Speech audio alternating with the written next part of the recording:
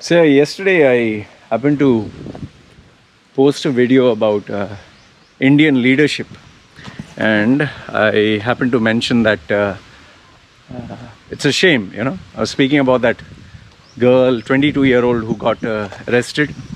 Okay, let me make this okay. All right, and I also spoke about how they were burning the effigy of and the pictures of Greta Thunberg. Okay. Now, if you see below that video, you'll see plenty of comments for and against the argument. But I've noticed one typical statement which has become like a kind of an excuse for Indians not to debate. I mean, when they don't have anything intelligent to say, or they don't have something smart to say, they will use this phrase. Okay?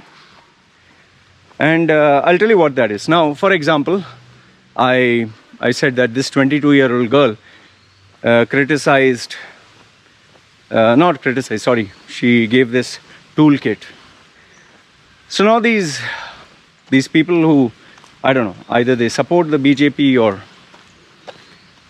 immediately their key phrase is, if anyone attacks the sovereignty of the country, he's a traitor. That is one. Second one is traitors should be punished. Number 3 is, if you're anti-Indian, what do you expect? Number 4 is, 22-year-old is not small. If you are attacking the peace of the nation, you are a terrorist. Okay. And then these other typical statements, this word, what? Naxalites. These are Naxalites. These are people who are brainwashed. These are people from Khalistan. These are Pakistani terrorists. These are Islamists. Okay. Now, these are the typical phrases that they're using, and I call it a lazy man's argument. Okay, and I'll tell you why exactly. Now, if I criticize something that is wrong about India, automatically I become a traitor. If I criticize something that is bad about India, automatically I'm branded as anti-national. Okay, so does that mean I only praise India for everything? Everything. Rape, wow. Corruption, wow. And I know immediately what the opposing party would say. Oh, does that mean rape doesn't happen in USA? Does that mean crimes don't happen in USA? And then there are some, what about Thailand? Let's address one thing at a time. Rape is rape, and it's wrong. Whether it happens in India, whether it happens in USA, whether it happens in Thailand, rape is a crime. So just because there is rape happening in one country doesn't make it okay for rape to happen in another country. So now India has rape cases. So your argument is, oh, there are bigger number of rape cases happening in USA. So does that make it okay in India? Oh, there are lesser number of rape cases. Oh, there are 2 million in USA. There is only 1 million in India, 1 million rape cases. That's okay then. Is that okay? No, rape is rape. Just because there are more cases in USA doesn't make it okay in India. Oh, there are lesser rape cases. No, it's still wrong. The second thing is, there are some of these idiots who say, oh, why don't you criticize Thailand for the protests, for this, for that? I'm not a Thai citizen, number one. So for me, this doesn't concern me. The second thing is, I'm a guest in this country, a guest. So I should be thankful and grateful that they allowed me here. So why should I make life difficult for me by interfering in things that don't concern me? And number 3 is, I'm living a perfect life. You can see peace and calm. You can see peace and calm here.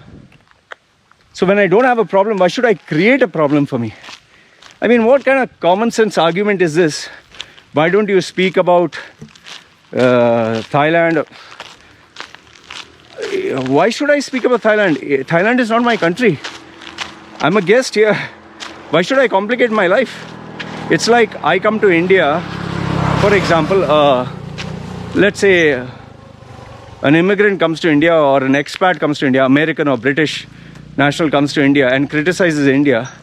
You think India will keep quiet? India will throw him out. So in the same way, why should I complicate my life? And how does it concern me what is happening with the protesters, or how does it concern me? It doesn't concern me at all. I'm perfectly happy with whatever is going on. I'm perfectly happy because my business is to make money, and I'm making money the legal and the proper way. So it's like, oh law, you should complicate your life for an argument for a problem that is happening in India. Common sense. Okay, next one.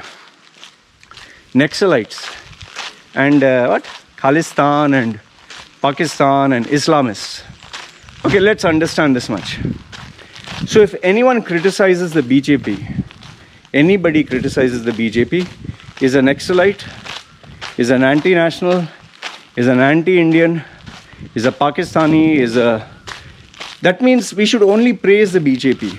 So if you praise the BJP means you are a true Indian. Is that what the narrative is? See, don't get me wrong. I'm not a big fan of Rahul Gandhi, and I've never ever said Rahul Gandhi or Congress should be good. For me, the best person should always run the country. It can be BJP, it can be Congress, it can be the Communist Party, it can be any party, as long as it's working well for the country. So right now we have Narendra Modi, who I clearly said, among everyone else, I strongly endorse the guy. I feel he's the best because he has at least done something. Okay, but I've also said that he's not perfect. There are some policies of his which have backfired. Some are not working. So I'm not a guy who is totally for him. I'm not a guy who's totally against him. I evaluate a person based on policy by policy. The danger that is happening in India today is, if you are Congress, everything Congress does is good. If you are BJP, everything BJP does is good. There's no in between. This is the wrong way of doing things. This is not the healthy way. This is not the right way. Just because you support a party doesn't mean everything the party does is right. Are they corrupt people in BJP? Yes. Are they corrupt people in Congress? Yes. Are they good people in BJP? Yes. Are they good people in Congress? Yes. So let's look in a balanced view, right? I've never said, in all my arguments, I've never said BJP is shit and BJP is bad. No. There are good policies which BJP has done. There are some good implementations. And there are some bad ones. We can't take a single brush and say, everything is bad. Like I've openly challenged and said, show me another leader who can lead the country. That also a population like India, 1 billion, with so many mad characters like Modi. There's nobody. Rahul Gandhi absolutely cannot run. He has failed time and time again. I mean, when he talks itself, sometimes I question his mental health. If Shashi Tharoor, okay, he's a good communicator. We don't know how is he as a leader, but he's a good communicator. Great English vocabulary. But then again, we don't know, because maybe, I don't know, he has never been a prime minister. But intelligent guy, great vocabulary. I like his personality. Although I don't agree with everything he also says. But the point of this video is, if anyone criticizes you is anti-Indian, so does that mean you have to just agree with everything you say, everything you do, only then you're an Indian? And where is it written that only if you support every policy of BJP, only if you support Narendra Modi, you're a patriot? Where is it written that way? This is so stupid, man. Look, the healthy way to do things is, when there's something wrong, You identify it. When there's something right, you identify it. If, with regards to this 22-year-old girl, had she said, let's bomb this place, then she should be arrested. Had she said, let's kill these people, she should be arrested. Had she made false rape charges, she should be arrested. But sharing an open document, a Google document that was not even hidden, with a toolkit, with just instructions on basic social media norms or in terms of rules, laws, regulations, what is anti-national about that? So you expect me to say that, or you expect everyone, you have to praise BJP, only praise. Here's my question to all the BJP's supporters. Name one thing that BJP has done wrong. Name one failure of Narendra Modi. My open challenge to BJP supporters. And say it publicly. One failure of BJP, one failure of Narendra Modi. Can you say it? The majority cannot. Why? Because they only want to support and praise their team. It's like someone in Islam only saying good things about Islam. There's not a single bad thing about Islam. In fact, even Hindus. I mean, where do you draw the line of common sense? This is the problem. This is the problem. When you have blind hero worship, when nothing a person can say or do is wrong, that's a recipe for disaster. And I can assure you this much, this is one of the reasons why India will never progress. It just cannot. When you have this kind of blind obedience, blind devotion, it's either my way or the highway. If you're not for us, you're against us.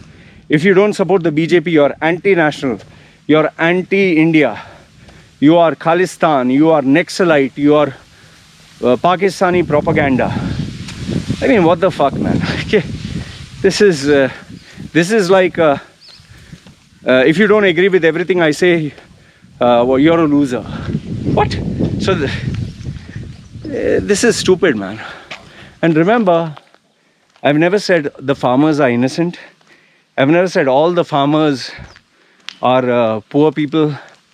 In fact, even the media narrative, they're saying all the farmers of India. To be honest, it's, as far as I can see it, it's just the farmers in New Delhi or Punjab. I'm not seeing farmers of other states come. It's not like the whole of India. So, you know, I'm always trying to give a balanced view. Coming up with stupid statements like, what the fuck do you know? You're a fucking traitor, you're Khalistani. Now, for example, I even said in one of my previous videos, I think Imran Khan, Prime Minister Imran Khan, he has a good personality. There are some good things he has done, and there are many bad things he has done. Finished. They said, you are a Pakistani kiss ass, you're a Pakistani supporter, you're a traitor. In fact, two of them even sent me threats. Not threats, or I don't know what you can call it. Yeah, we are waiting for you to come to India, or all the best when you come to take any Indian service.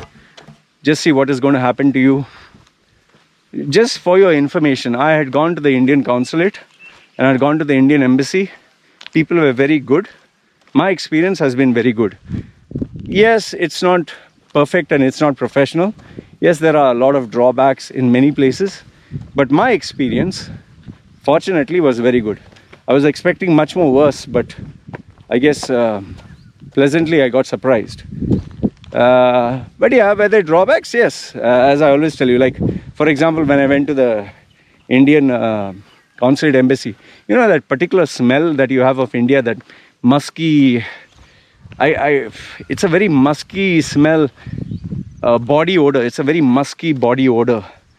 Especially, I think, if you don't put a deodorant, it just gave me like a flashback of fuck.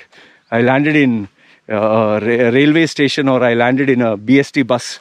That smell, it was there. So it's unbelievable. I mean, that smell goes wherever our Indians go. So, well, you can't blame it. If anyone has traveled to US or anything or stayed abroad, the minute you land in Bombay airport, when the aircraft opens, you'll know what I'm saying. It's like a blast of a stench. Like, whew, what the fuck?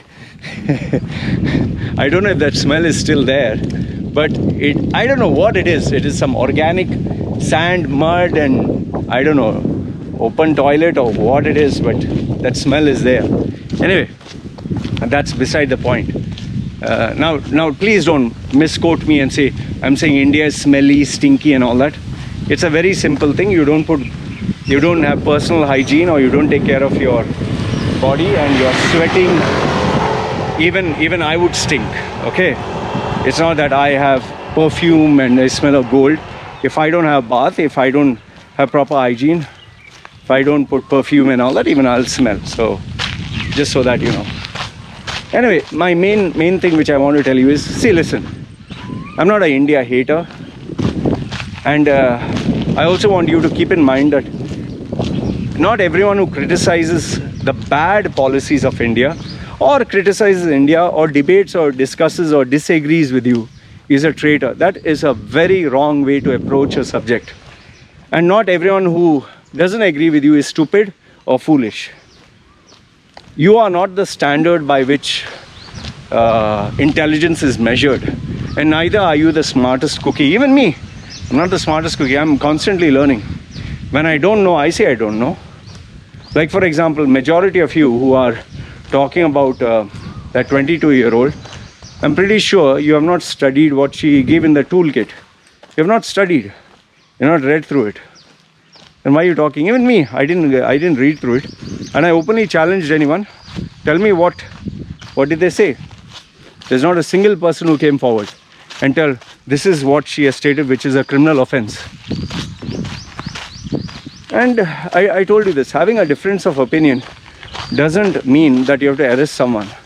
This kind of fear mongering, this kind of, if you speak against us, you'll be jailed, deported, fined. This gag order is making people angry. And this is not democracy, this is not freedom, this is not the India that was supposed to be. Yes, a certain amount of fear is required, a certain amount of, what's the right word? A certain amount of, discipline is required, but just because you disagree, you arrest and you threaten and you start brandishing names, oh, you're anti-national, you are anti-India. Come on, man, shut the fuck up. We need to disagree, we need to debate, we need to have different points of view. See, I am still friends with people who support BJP. I'm still friends with some people who support Islam. I'm still friends with Pakistanis. I'm friends with Indians. We don't have to hate each other, man. We can debate, we can disagree. And, this kind of name calling and your father, your mother, your... What the fuck, man? Come on. Like I told you, I personally think Narendra Modi is the best leader for India, given India's circumstances and lack of leadership. But that doesn't mean there is no better leader in India. At the same time, it doesn't mean Narendra Modi is perfect. Not all policies of Narendra Modi is bad. Not all policies of Narendra Modi is good. And not everyone who disagrees with what India does is a traitor. If I disagree with rape, if I disagree with corruption, that doesn't make me less of a, well-wisher of India. So let's keep a balance. And please stop saying, oh, there are rape cases in USA and all that. Who the fuck cares about USA? I'm an Indian passport holder, you're an Indian passport holder, we're talking about India. And, just because somebody else has a different opinion, you don't start talking. So, I would say keep a balanced argument and give me reasons. I'm still asking you reasons. I've not got a single valid reason apart from, oh, Naxalites, Khalistan, Pakistan, anti-India, oh, you don't know. So you tell me what you know. So anyway, this is what I wanted to tell you. Let me know your thoughts. This is me signing off. Take care.